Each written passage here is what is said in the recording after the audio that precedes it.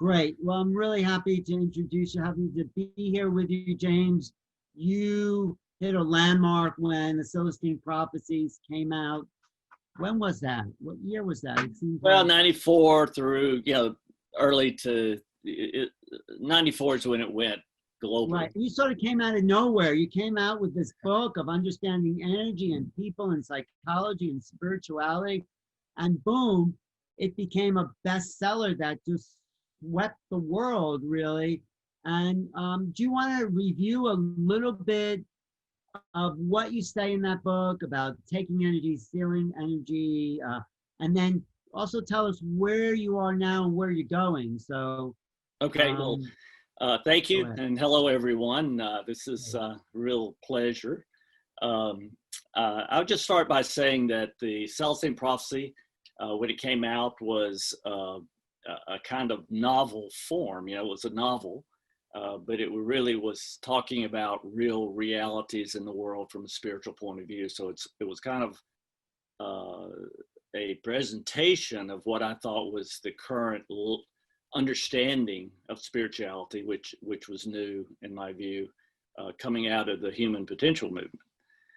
So it was my stab at really showing spiritual reality as it feels and is seen interacting with characters and people, and the chief message of that book, which is now 4 novels, in a continuation, a series, is that we are understanding the key metaphysical concepts of how the world works. I believe the growing conclusion is there is no material world. There are a lot of people trying to keep us hypnotized with this kind of material overlay of what is a truly spiritual world that we live in.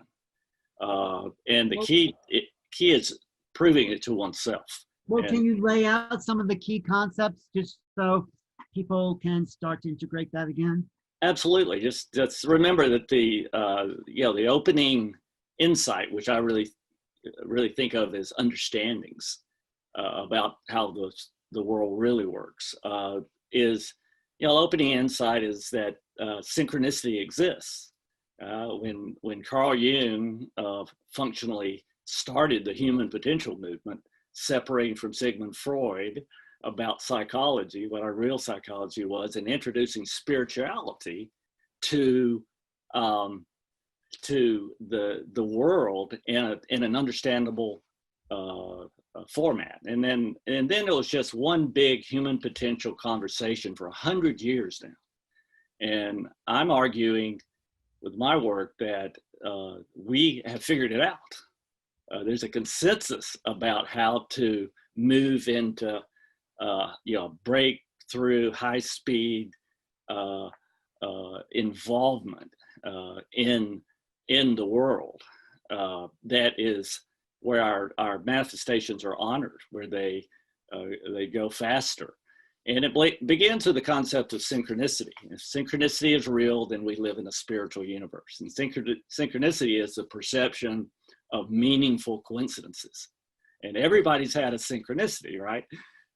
Probably part of the people viewing right now, they can point to some reminder or some old, friend calling them and saying, this thing is happening. It's a mysterious coincidence that has meaning that we can see, and we may be thinking about moving into a new career or a new level of something else we want to do with our lives, and we wonder how that can happen. Maybe it's teaching, and then you sit on a bus or sit on a train, and the person beside you is a retired teacher telling you the secrets of teaching and how you can not get burned out and how you can stay inspired. Well, was that a random chance? No. Well, can you break that down and say what are the mechanics of synchronicity? How does the universe really work in lining that up, if you understand that? Absolutely. The first thing is to expect synchronicities. We're trained in this material world operates by pure chance and whatever we can figure out to get done with our egos, and there's nothing else going on. But really there is a kind of path of destiny waiting for every person once they begin to expect synchronicities. And that begins with waking up in the morning and thinking, okay, here's where I am in my life. What do I need? A problem solved? What do I need? A next step in something I'm creating? What do I need? You know, what is most up in life? And then you set that, and then there are enhancing what I call abilities along the way, and using intention, which is an ability, and also one of the steps to a high-speed flow of this synchronicity. You set an intention.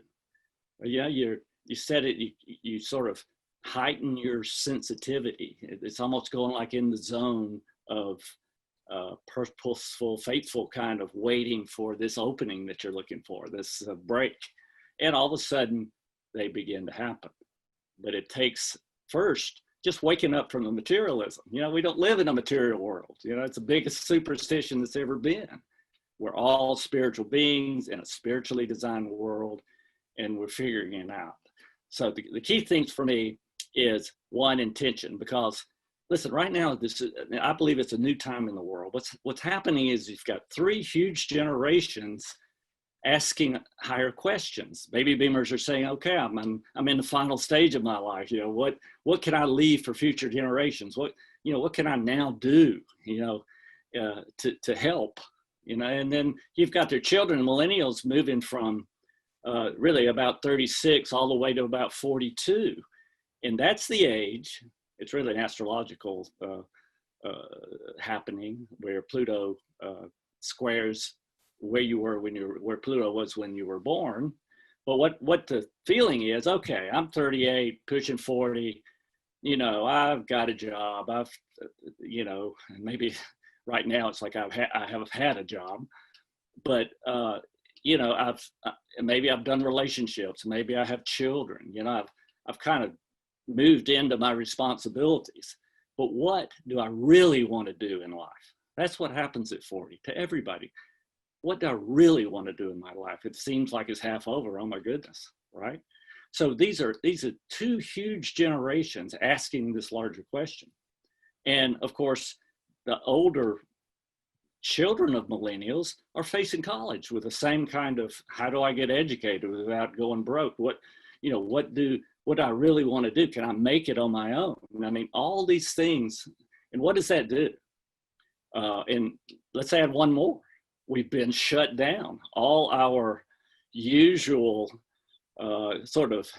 preoccupations when we start not wanting to look at our lives too fully, we get in all these things and fun things with other people, and we're having fun, and we try to just delay this feeling that there's something we ought to be doing in life.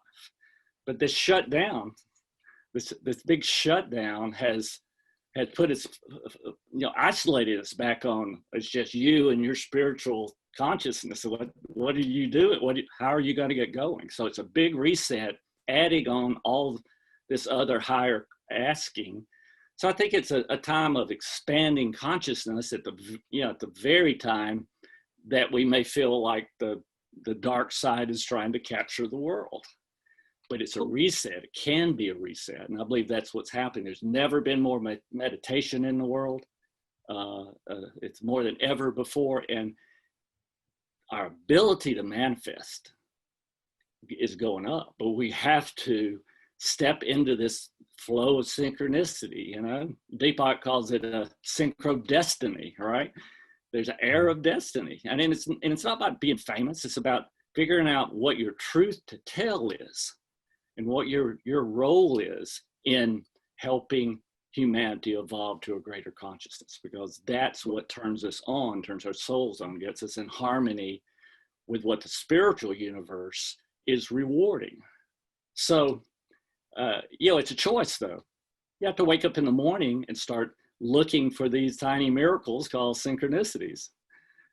And again, karma is maybe the biggest thing that makes it go slow. And I'll just talk a little bit more about that. I think karma is I call it the third insight. But what happens is that karma works this particular way. And I think the human potential movement, talking about karma for 100 years, and what I believe the consensus is emerging about that to be, it revolves around giving, helping, tuning into our intuitive intelligence so that we know we have something, we are realize we have something to share with the person that we're talking to. And, you know, essentially it's helping to create a synchronicity for the other person. They're waiting on their mysterious coincidence to take another step in their lives. So if you get a hit about, okay, I solved a problem in a certain way, or I broke through this or that in a certain way, and you just blurt it out, you just share it. What you hear often is that, man, I needed to hear that right at this moment in my life. You know, you've given a synchronicity. And if we get to the point where we're tuning in intuitively as to how to help people, and not forcibly, you know, you don't worry about giving too much. That's an ego trip, right? We're talking about sharing, intuitively sharing something with people, creating a synchronicity. Now, what happens when we do that kind of giving is that we draw more givers into our lives, more people coming into our lives just as mysteriously to give us, opening a door of opportunity for us. That's the way the universe is really designed. But you have to get on, to really feel the surge of this flow, you really do have to think about whether you're giving or whether you're taking. You know, the dark side is out there. They think it's all ego, it's power, it's money. You know, they want to convince us that, you know, we don't know what we're doing. They're going to take care of us. You know, this is all a hoax by a bunch of Nazis.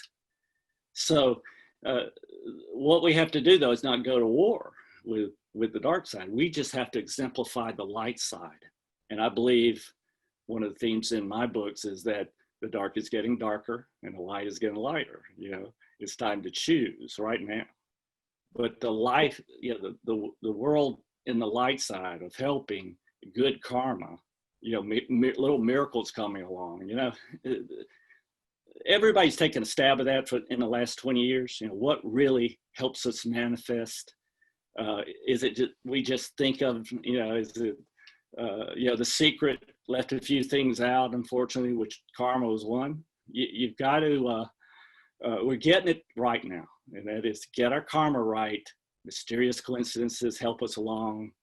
And that's really what the light side of this universe, the spiritual side of this universe, is designed to encourage.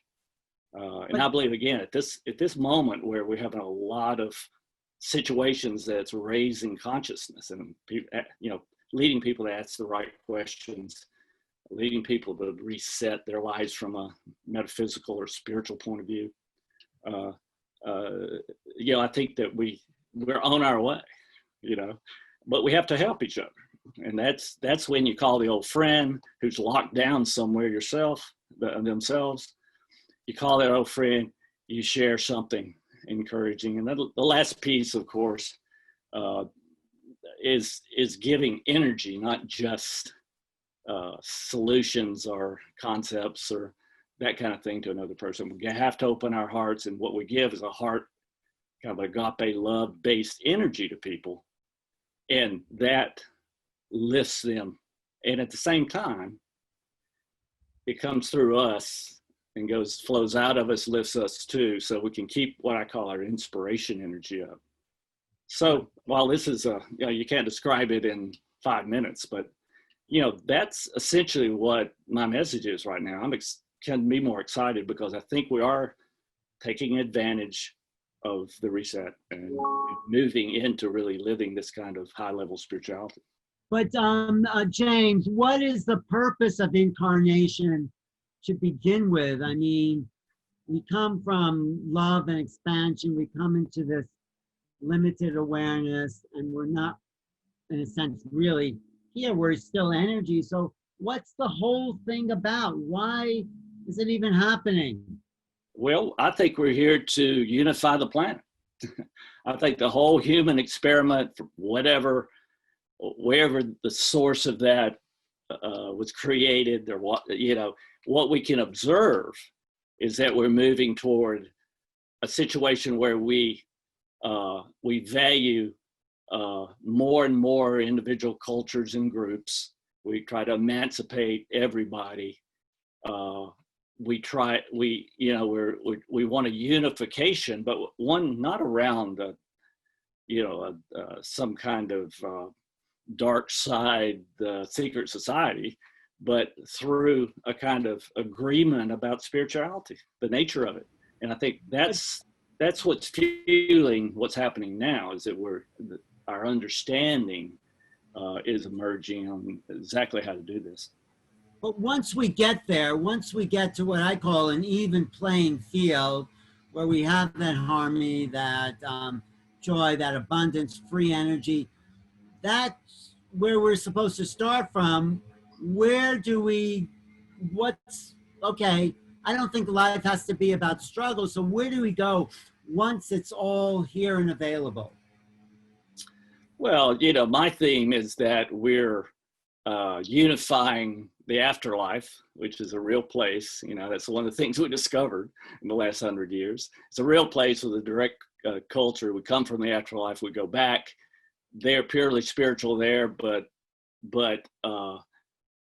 I believe they have less power, to have less of a solid stage the way we have here, to march forward in evolution, to create evolutionary movement. So I think all the near-death research shows that everybody, most of the people there in the afterlife are pulling for us. We're the heroes trying to push forward this idea of spirituality and the spiritualized democracy and giving, in order to take advantage of the true design of this world, so that we can evolve toward full expression of our spirituality, which will be an increase in the vibrations of ourselves, so that we actually create a kind of spiritual world in light body here on the planet. I mean, that's what the Ascension will look like. And many people share my intuition about that, I think.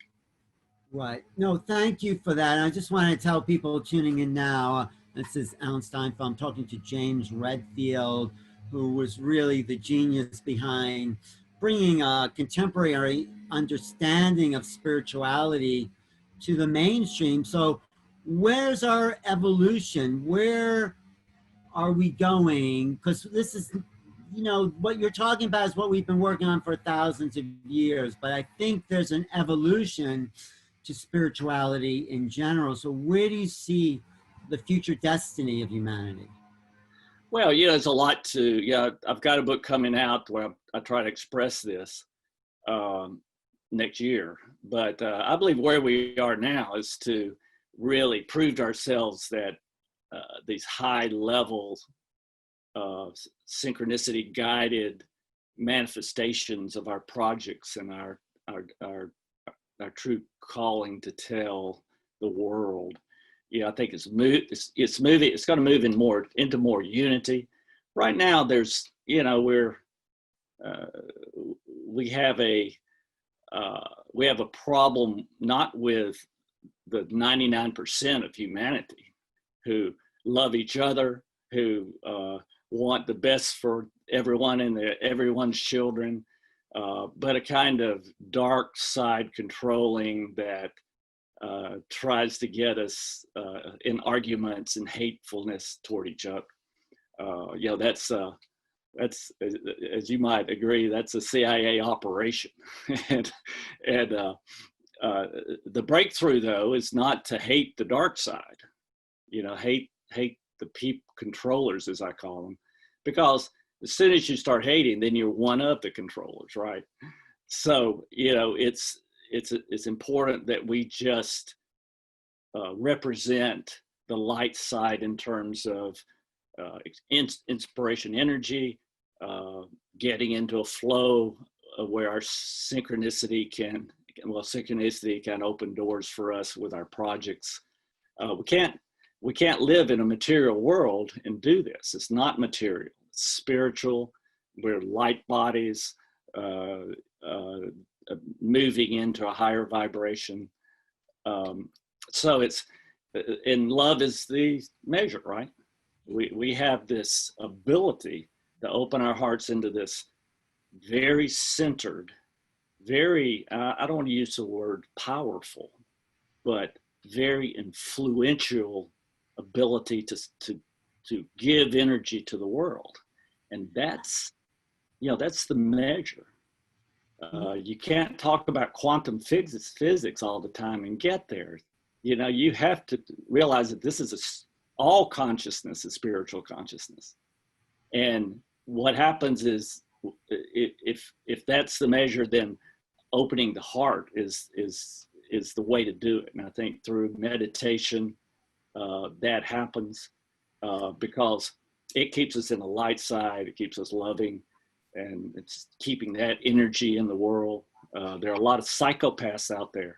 When you talk about the dark getting darker, is what we're seeing revealed is all the psychopathic control that's been going on for centuries. And, Wow. I can just point to the pharmaceutical companies. They're so jaded that they're just making money. They're trying to think of every vaccine possible, and whether they're up to children, giving children 71, during their childhood. No research. Nobody's able to research it. Has no research. You can't sue them. This is a dark side operation to ruin the health of the world, right? And so it's the sort of bridge points right now are making sure that we have we can choose our own medical solutions, and to go back to a more organic look at that, and not take all the drug route, because there are problems with lots of drugs, and especially vaccines. I think that's what this time has been about, this time of reevaluation of ourselves, quarantining, being more with yourself, seeing what's more of value. I'm curious though, and we're going to do a meditation soon, like a minute or two. How did you get to such an aware place? And also, where are you going? So first talk about how you found this sort of real enlightened sense of being in the world. Well, I grew up in a particular church that wasn't really, you wouldn't call it fundamentalist religion at all, but it was kind of a lived out, love-based small community and small church. And I just looked around. I mean, they didn't have a lot of psychological explanations, but they were living out this love connection.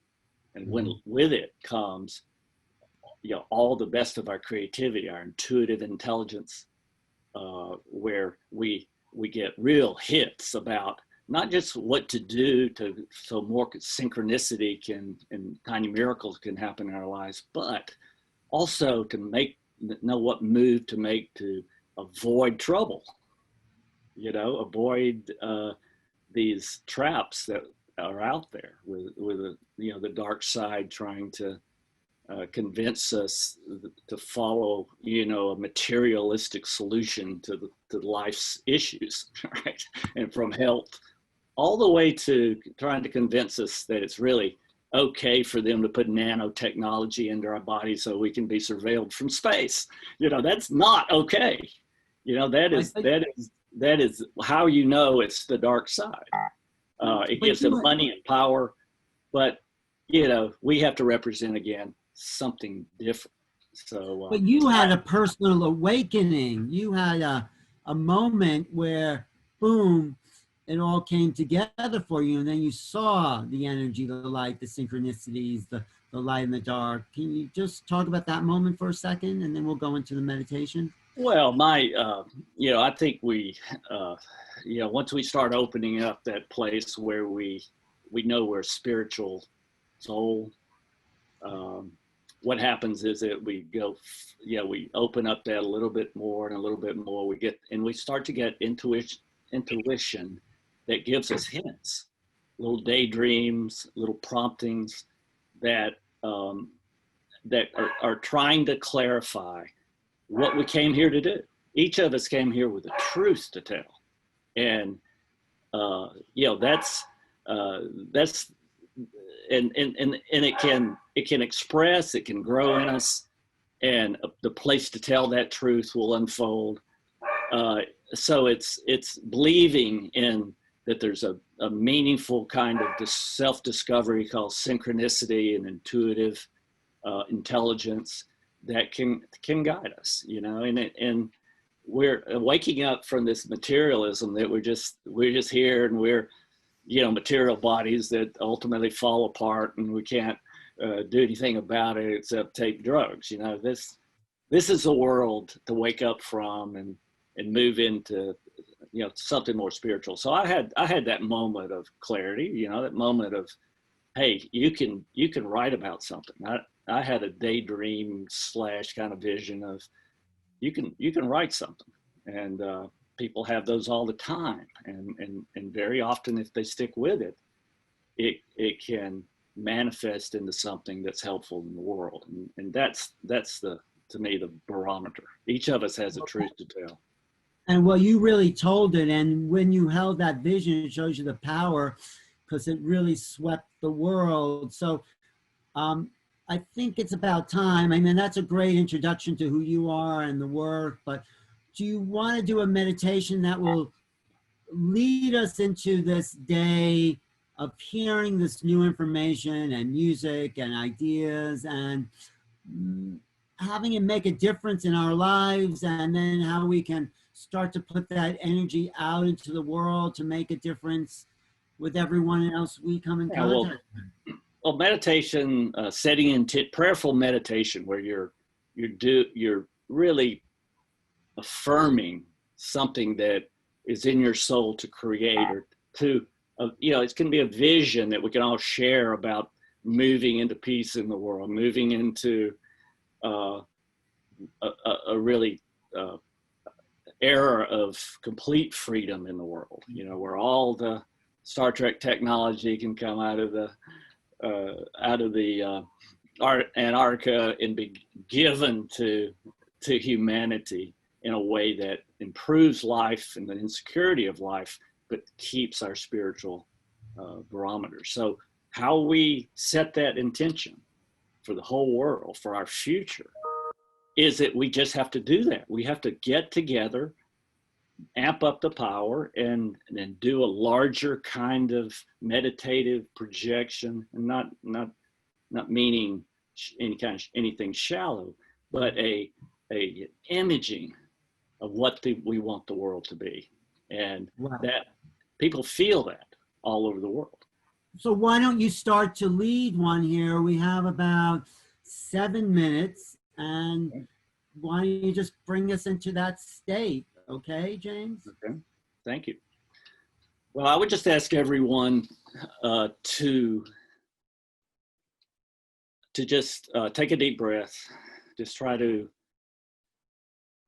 feel, the soul within, the reality that we're not alone, that within us is a huge connection with creative love, divine love, that when we quiet our minds can be felt. So I would ask everyone to just let go for just a few minutes here. Just any thought of your troubles, any thinking of what you should be doing instead of this, just let that go. Just as soon as it pops into your head, let it go. If it pops in again, let it go again. Just keep taking breaths and let that quiet place inside expand. If you feel any of the lower emotions, anxiety, anger, hurts that that we feel other people have done to us, let that go. That's emotional chatter. Let that go. And instead feel sometime in your life that you have experienced love. What we're after is an agape love, a love without an object, just a state of love. But to remember what love feels like, we have to look at those moments when we felt that way toward our parents or our children, when, you know, our first pets, as children, as the first blush of adolescent love, just whatever it takes to feel it, and then let it grow. Let it grow right above our solar plexus in the heart area, and just feel that. Just feel the kind of opening. It makes you sit up a little straighter when that opening happens, and it's the connection with the divine behind this world, involved in this world, that we are part of. And all together we are a part of. And let's just image that energy, that love-based energy, flowing out of the house or the room that we're in, and just let it flow out into the world, all directions. And let's feel it when we touch another person who's in this space. They may be meditating on their own. We're going to give them a great meditation. But each of us connected electronically right now, let's just let that happen. Let's feel all of us being touched, and we're connected, and we're one, because we share this love energy. And then let's let it go. See it flowing into your city, out the borders of your state, around the world, all the way until it splashes against each other around the world. The whole world is bathed in this energy and love. And let's just feel that everyone in the world is touched and uplifted out of whatever might be bothering them or distracting them, and for a moment, they are lifted into this same love connection that we're sending out. And they're opening up to their own love connection. All that comes with it, that guiding intuitive intelligence, that the remembrance of synchronicity should happen. And as that grows, as a feeling of destiny about one's life increases, let's just ask that everyone move into at least one step of clarity into who they are, why they're on the planet, and what they can do, what their truth of helping is, and that they catch the light of that, just an idea of that. And let's even encompass consciously those who are in a state of fear, to the degree that they've had to make illegal bargains and power structures that are not motivated by love, but are motivated by control. And let's just move this loving energy into them as well, so they can see an alternative to their fear-born manipulations and selfish constructions, so that they get a taste of what this is supposed to be, of what the planet that we're supposed to have in unity and high-paced manifestation of helping It only takes a fraction of the global population to catch the reality of this for us to solve all the problems in the world. But it means finding a love-based solution to everything, and to all the discord that's out there. Although mostly in the whole human mass of souls out there, overwhelmingly, the majority want peace, the kind of love that we are talking about. But let's just amplify it now. Let it reverberate, especially when in ourselves. With all this energy, let's feel another bump of inspiration energy, and begin to expect these tiny miracles, these synchronicities, they're waiting on each of us. No, it's got to be about love, and it's got to be about helping before it really manifests quickly. But just feel it. Just feel it, know it. Remember it when you wake up. Keep meditating. Beautiful.